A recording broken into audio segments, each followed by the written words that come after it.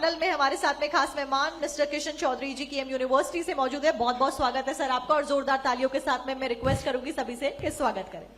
धन्यवाद साक्षी जी। किशन चौधरी जी, सबसे पहला सवाल तो मेरा आपसे यही रहेगा कि केएम यूनिवर्सिटी की शुरुआत कहां से होती है और ये कहां से आता है मोटिव की यूनिवर्सिटी शुरू करनी है?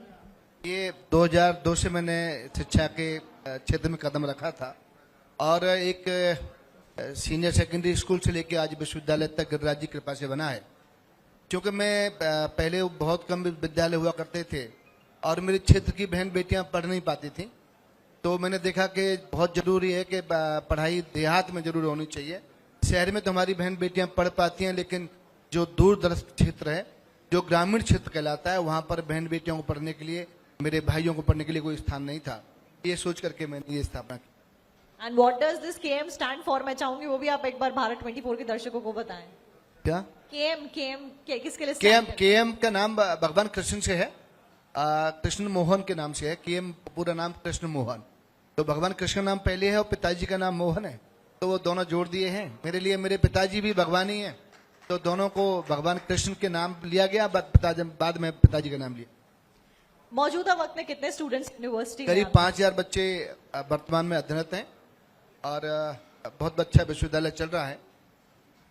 क्या कुछ उद्देश्य है, क्योंकि एक यूनिवर्सिटी खोलने से पहले एक उद्देश्य जरूर रखा है? यस, मेरा उद्देश्य ये था कि मेरी कोई भी बहन बेटी बिना पढ़े न रहे, इसलिए मैंने पूरे विश्वविद्यालय में जितनी हमारी बहन बेटियां हैं, चाहे पीएचडी करे चाहे ग्रेजुएशन करे, सब कुछ फ्री है उन बच्चियों के लिए।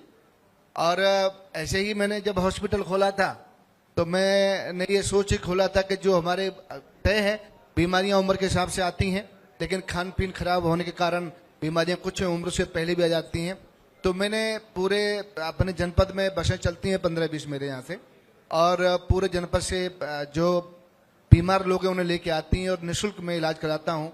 पर डे 40 से 50 ऑपरेशन पर डे होते हैं, वो बिल्कुल निःशुल्क होते हैं। और फिर बाद में छोड़ के वहाँ आते हैं उनको। और जितने ये आश्रम है, हमारे जो माताएं रहती हैं, वृद्धा आश्रम है, सारे मैंने गोद लिए हुए हैं। चाहे वृंदावन के आश्रम हो, चाहे राधा कुंड के आश्रम हो, सारे वृद्धाश्रम मैंने गोद लिए हुए हैं। कोई भी मेरी मात्र शक्ति बीमार होती है, तो कैसी भी बीमारी हो, मैं हर प्रकार का इलाज निःशुल्क कराता हूँ, किसी को नहीं दवाई के बिना रहने देता। और ये काम करने का आइडिया और ये थॉट कहाँ से आया? एक मैं गरीब परिवार में पैदा, मैं जानता हूँ कि बीमारियों में कितना पैसा खर्च होता है, मैं जानता हूँ कि पढ़ाई में कितना पैसा खर्च होता है। तो मेरे जीवन का लक्ष्य है फ्री शिक्षा और फ्री चिकित्सा। आने वाले 5 सालों की अगर बात की जाए तो आप केएम यूनिवर्सिटी को कहाँ देखते हैं? मैं निरंतर लग रहा हूँ, मुझे लग रहा है कि प्रदेश में नंबर 1 यूनिवर्सिटी बन जानी चाहिए। जिस हिसाब से मैं और मेरी टीम पूरी मेहनत कर रही है, मुझे पूर्ण यकीन है। और बियॉन्ड एजुकेशन क्या कुछ को करिकुलर एक्टिविटीज जो कि स्टूडेंट्स के लिए रहती हैं? मैं स्टूडेंट के लिए मैं जगह जगह जाकर जागरूकता फैलाता हूँ स्वयं, क्योंकि मैं जिला पंचायत अध्यक्ष हूँ मथुरा का, तो मेरी जिम्मेदारियां ज्यादा बढ़ जाती हैं। मैं जहाँ जहाँ जाता हूँ, विद्यालयों से जुड़ा हुआ हूँ, कॉलेज लाइफ से जुड़ा हुआ हूँ, तो प्रत्येक विद्यालय में या जहाँ भी होता हूँ, मैं स्टूडेंट को निश्चित आगे बढ़ाने की कोशिश करता हूँ और उनमें उत्साह भरता हूँ। कितनी महिला स्टूडेंट्स फिलहाल आपके यूनिवर्सिटी में हैं, क्योंकि महिलाओं के ऊपर आप खासा फोकस लेकर चल रहे हैं? करीब करीब मुझे लग रहा है कि मेरे ख्याल से 55% मेरी बहन बेटियां विश्वविद्यालय में पढ़ रही हैं। 45% ही लड़के होंगे, मेरे भाई होंगे। चाहे एमडीएमएस हो, चाहे एमबीबीएस हो, चाहे जितने यूनिवर्सिटी में अन्य कोर्स हैं, सारे कोर्सों में मेरे यहाँ बहन बेटियां ज्यादा हैं और मेरे छोटे भाई कम हैं। अच्छा, हेल्थ एजुकेशन को लेकर क्या कुछ खास किया जा रहा है? हेल्थ एजुकेशन लेकर के पूरी जागरूकता फैलाई जा रही है कि कैसा खाना चाहिए, कैसे रहना चाहिए, टाइम टाइम पे योगा करना चाहिए। योगा सबसे अच्छी चीज है, योग करेंगे तो निरोग रहेंगे। और जो भी बीमारियां आती हैं उसके बारे में बताया जाता है। मैंने पूरे जनपद में 7-8 अब तक मेरी ओपीडियां चल रही हैं। जो एमडीएमएस बच्चे हैं वो जगह जगह जाकर के ओपीडियां खोल रहे हैं, निःशुल्क इलाज दे रहे हैं और वो जागरूकता फैला रहे हैं कि कैसे खाना पीना रहना है और कैसे बीमारियों से दूर रहना। 10वां अंतर्राष्ट्रीय योग दिवस अभी हमने मनाया और आपने योग का जिक्र किया। ऐसे में और ज्यादा इसको आगे बढ़ाने के लिए क्या कुछ आपने सोचा है? मैं बता रहा हूँ ना आपको, मैं योग स्वयं भी करता हूँ और मैंने पूरे जितने भी मेरे जुड़ने वाले कॉलेज वाले हैं, सबसे कह दिया है, सबसे हाथ जोड़ कहता हूँ कि आप सब लोग योग करिए। पहले इस विद्यालयों में पीटी परेड होती थी, तो योग का ही दूसरा रूप था, लेकिन आजकल वो पीटी परेड भी बंद हो गई है। जब हम पढ़ते थे तो उसमें पीटी का एक पीरियड होता था आधा घंटे, तो हम पूरा व्यायाम करते थे।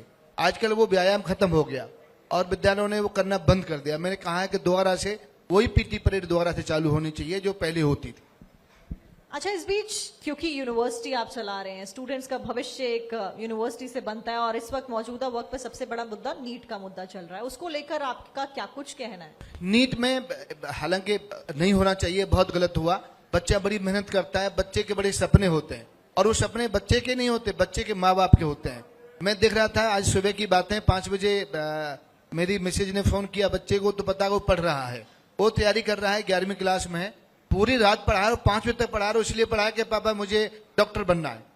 तो कितनी मेहनत बच्चे करते हैं नीट के लिए कि डॉक्टर बनने का सपना होता है, और ऐसे सपने को कुछ लोग अपने फायदे के लिए, चंद पैसों के लिए तोड़ देते हैं। बहुत ही खराब बात है, ऐसा नहीं होना चाहिए। और कुछ लोग करते हैं और पूरा देश उसको भोगता है, जो कि बहुत गलत। इसके समाधान के लिए अगर सरकार से अपील होगी तो आपके अनुसार वो क्या होगी?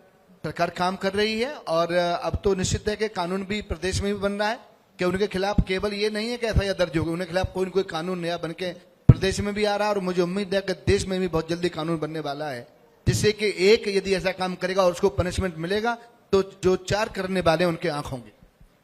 अच्छा, जब यूनिवर्सिटी की सोच लेकर आप आगे बढ़ रहे थे तो इसका विचार जब आया आपको, उसके बाद आपने कैसे फर्स्ट स्टेप रखा, सेकंड स्टेप रखा और कितने साल से लगातार इस कड़ी में काम? मेरे कई सारे कॉलेज चलते हैं, कई सारे कॉलेज चल रहे थे, तो वो विश्वविद्यालय बनाने का तो भाई 2-2.5 साल पहले मैंने सोचा कि ये कई सारे कॉलेज चल रहे हैं। कोई अटल बिहारी वाजपेयी से लखनऊ से एफिलेटेड है, कोई अब्दुल कलाम यूनिवर्सिटी लखनऊ से एफिलेटेड है, कोई आगरा यूनिवर्सिटी से एफिलेटेड है।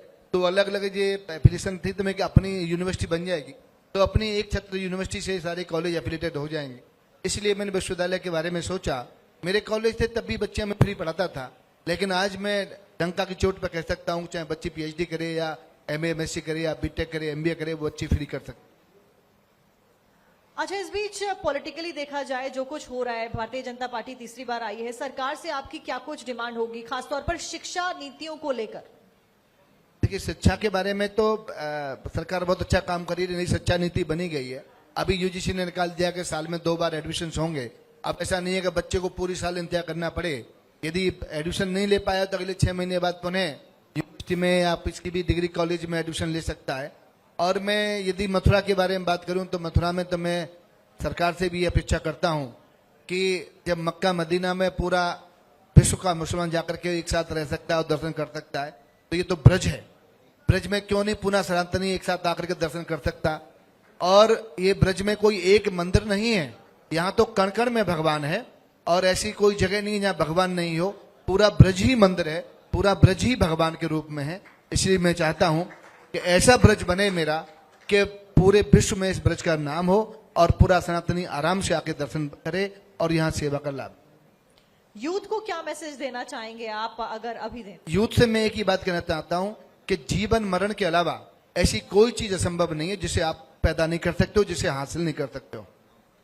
अच्छा, एम्प्लॉयमेंट सीकर से ज्यादा एम्प्लॉयमेंट गिवर बनो, एंटरप्रेन्योरशिप को बढ़ावा पीएम के द्वारा दिया जा रहा है, तो ऐसे में आप अपने स्टूडेंट्स को एंटरप्रेन्योरशिप की तरफ बढ़ने के लिए कैसे बढ़ावा दे रहे हैं? बिल्कुल, मैं बच्चों को मोटिवेशन करता हूं और बच्चों को सारी बात बताता हूं और बच्चे इसमें कर भी रहे हैं और बच्चों में बहुत साहस।